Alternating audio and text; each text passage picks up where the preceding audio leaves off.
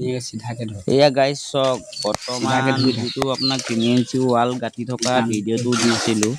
তাৰ আগৰ ভিডিঅ'খিনি এইখিনি চক যিহেতু বিম ঢলাই কৰা হৈছে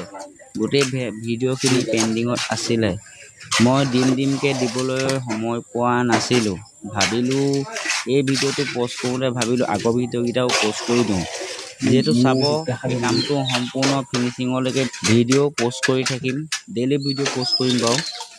আৰু এইকেইটা পেণ্ডিঙত আছিলে যিহেতু আজি গোটেইকেইটা যিমানকেইটা পাওঁ পোষ্ট কৰি দিওঁ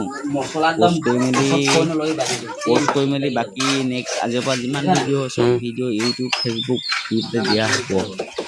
বাকী ইনষ্টাটো ব্লক কৰি দিলে বাৰু গতিকে ইউটিউব আৰু ফেচবুকত আপোনালোকে পাই থাকিব আপোনালোকে চাব লাইক কমেণ্ট শ্বেয়াৰ কৰিব বিটু বৰা P7Z বুলি আছে দেই যেহেতু চেনেলটো নতুন হয় বাৰু ভিডিঅ'সমূহ আপলোড কৰা নাছিলোঁ ভাবিলোঁ আজিৰ পৰা নাই ইউটিউবতো পোষ্ট কৰা হ'ব আপোনালোকে চাই মেলি আগলৈও ঠেলি নিদিব ভিডিঅ'সমূহ লাইক কমেণ্ট শ্বেয়াৰ ছাবস্ক্ৰাইব কৰি ল'ব